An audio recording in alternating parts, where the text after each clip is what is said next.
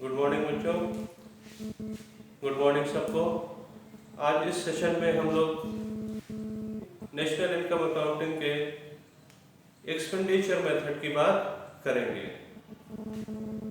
All we know that there are three methods of measurement of national income, that are income method, expenditure method, and third one is value added method or product method. In last session of this class we have discussed the income method of measurement of national income. Now if somebody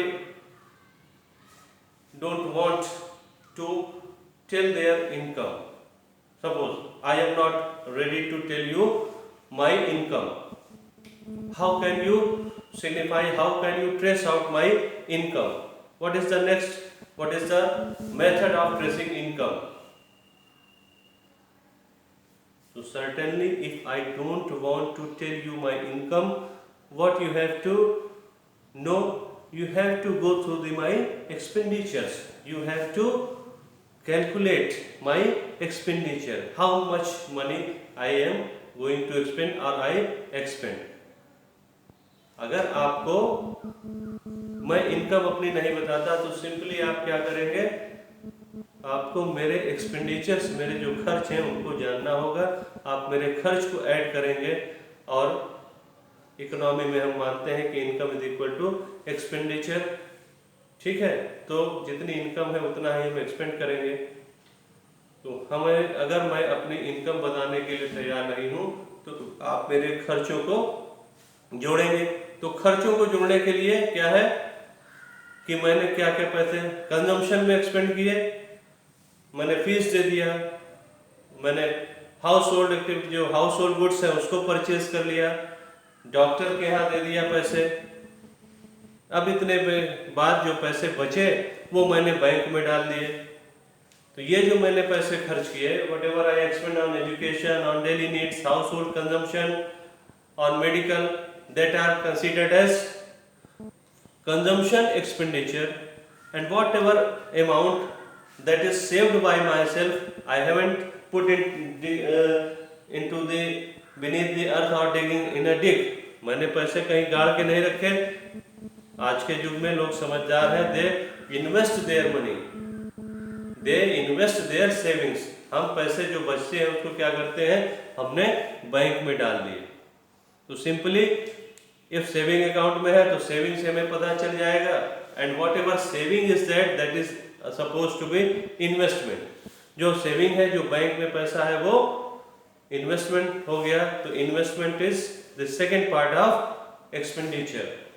तो investment के दो part हो गए, consumption expenditure and investment expenditure. क्योंकि आज के जमाने में सॉरी, कोई पैसे को गड्ढे में डाल के नहीं रखेगा सॉरी, क्योंकि नोट है, नोट को आप गड्ढे में रख नहीं सकते, गड्ढे में रखने से कोई फायदा नहीं होगा, उसकी वैल्यू को बढ़ना नहीं है, ठीक।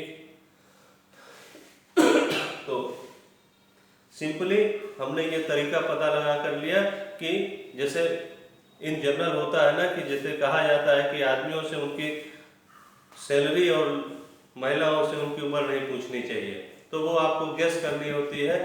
तो वैसा ही हमने अपनी सैलरी आपको नहीं बताई, आपने क्या किया, हमारे एक्सपेंडिचर पे नज़र रखना शुरू कर दिया, हमारे एक्सपेंडिचर को काउंट कर लिया और हमारे इनकम को पता लगा लिया।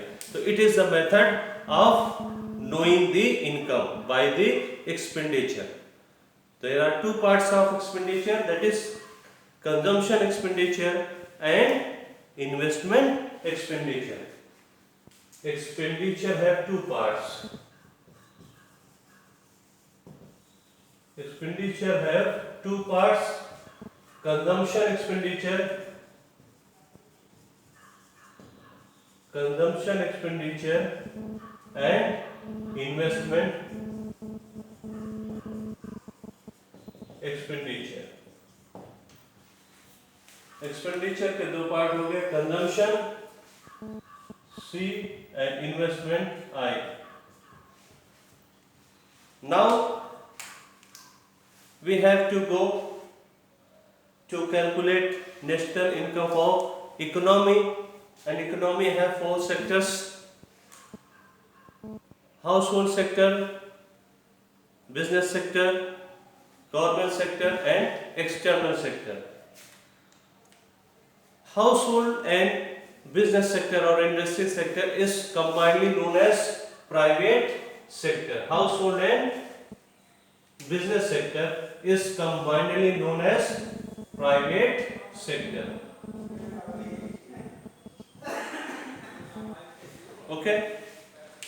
So consumption expenditure of household and business sector is called private sector, consumption of private sector. So first component is private final consumption expenditure.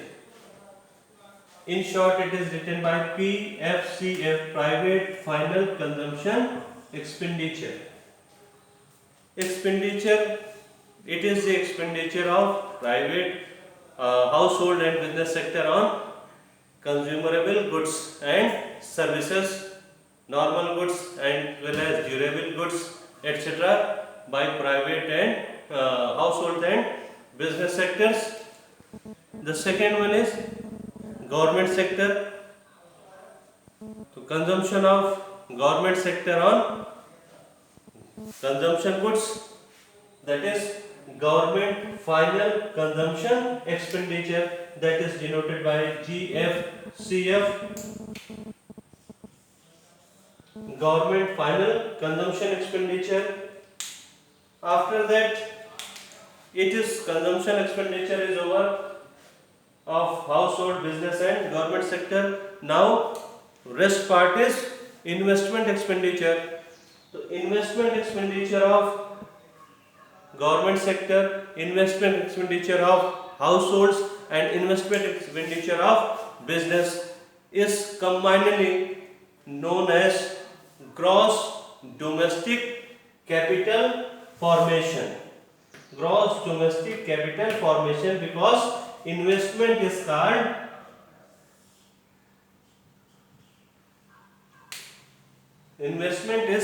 called capital formation in a period of 1 year. So we calculate all these things in a period of 1 year, that is one financial year. So gross domestic capital formation, which is written by gross domestic capital formation, GDCF. Gross is value of net plus depreciation. We know gross value is equal to net value plus depreciation. And fourth component is external sector. It is external sector.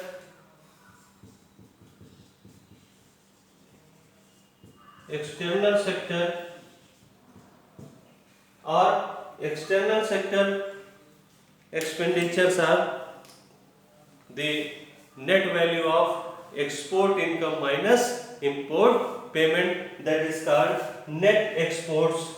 Exports minus import, written X minus M. X for exports and M for imports. Now we are going to know which aggregate we are find by this method.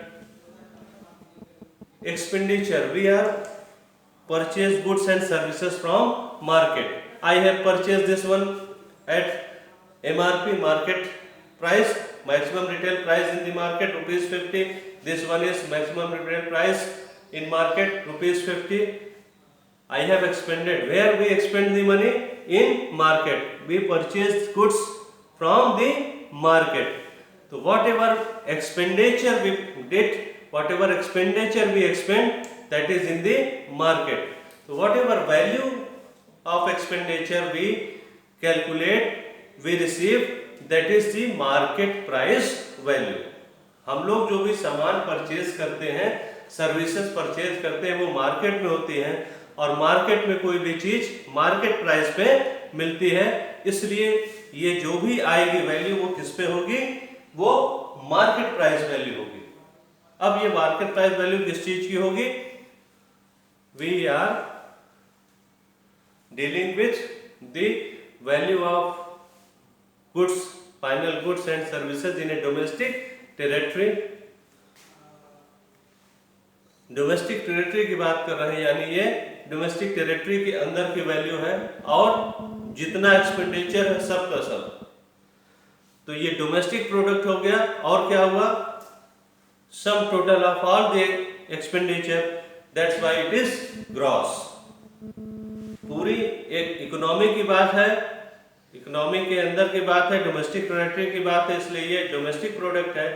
और क्या है, sum total of all the expenditure, consumption और investment, सारे expenditure, सबका सारे sector का expenditure जुड़ा हुआ है, इसलिए कैसा है, ग्रॉस।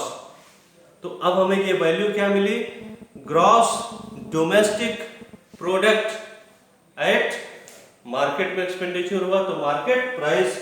तो we find by this method gross domestic product at market price. क्या सिंपल फार्मूला बना, GDP-MP is equal to private final consumption expenditure of private sector, government final consumption expenditure of government sector, gross domestic capital formation, investment of all the sectors in an economy, and net exports, all the sales and purchase performed in an economy by from the abroad or external sector। ये आपका formula बन गया, GDP-MP is equal to private final consumption expenditure, government final consumption expenditure, gross domestic consumption expenditure and net exports। ये हमारा simple सा formula बन गया, इससे हम कैलकुलेट करेंगे। Now we have to check what are the components, how we calculate the private final consumption expenditure। अब जो प्राइवेट सेक्टर है जिसमें कि हाउस होल्ड और बिजनेसमैन है, उसके किन खर्चों को हम फाइनल कंजम्पशन एक्सपेंडिचर में लेते हैं। Consumption expenditure on house hold final goods by house hold and business on final goods, जो हम लोग डेली यूज के लिए, जो हमारी जो डेली नीड्स है उस पे हाउस होल्ड जो पैसा खर्च करता है, बिजनेसमैन जो पैसा खर्च करते हैं, उन सबको ऐड कर लिया हमने, उस पे कितना एक्सपेंडिचर होता है वो। अब हाउस होल्ड्स, तो हम लोग दाल चावल खाते हैं, कपड़ा पहनते हैं, सब है, ठीक है। इसके अलावा क्या है, फर्नीचर भी हम लोग घर में रखते हैं ना, कि कोई आ गया तो कहाँ बैठेगा, हमारा स्टैंडर्ड क्या हो जाएगा। तो expenditure on durable goods as well as capital goods also, और consumer durables by the households and by the business sector. फिर अब जो रेसिडेंट्स हैं हमारे, फॉरेन से जो डायरेक्ट परचेज कर लिया, आप विदेश घूमने के लिए गए तो वहाँ जो आपने परचेज कर लिया वो क्या हुआ, that is also the part of your income. ऐसा नहीं कि आप अमेरिका घूमने के लिए गए, हांगकांग घूमने के लिए गए तो वहाँ की गवर्नमेंट ने कहा भाई ये लीजिए, आपको हम पैसा देते हैं कि हमारे यहाँ से खरीद लीजिए, ऐसा नहीं होगा ना।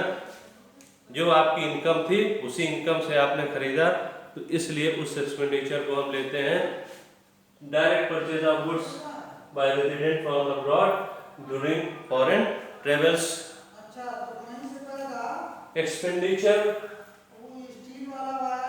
Wages and salary in kind, wages and salaries in kind, जो वेजेस एंड सैलरीज हमें फैसिलिटीज के नाम पर मिल रही हैं वो एक्सपेंडिचर का पार्ट है।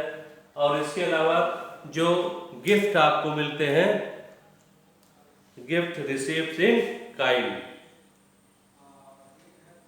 कहीं गए आप, वो आपको किसी ने गिफ्ट भेंट कर दिया, ये हमको गिफ्ट मिल गया, तो ये भी क्या है, एक्सपेंडिचर का पार्ट है, ये आ जाएगा। Wages and salary COE paid by non profit institutions, non profit institution जैसे स्कूल्स हैं, स्कूल्स जो सैलरी दे रहे हैं, जो प्रॉफिट में नहीं चल रहे हैं, वो क्या है, वो अपनी इनकम से ही देते हैं सैलरी। वो सीओई का जो पार्ट है वो एक्सपेंडिचर में आ जाएगा। ठीक है, ये जो कंपोनेंट्स हो गए, ये इतनी चीजें हमने जो डिस्कस किया, ये है प्राइवेट फाइनल कंजम्पशन एक्सपेंडिचर। अब गवर्नमेंट फाइनल कंजम्पशन एक्सपेंडिचर में वही चीजें हैं, purchase of goods and services by government from households as well as from business sector. Household से जो परचेज किया गवर्नमेंट ने या गवर्नमेंट की कंपनियों ने, ठीक है, गवर्नमेंट की शुगर मिल है, शुगर मिल ने जो किसानों से रॉ मटेरियल गन्ना परचेज किया, दैट इज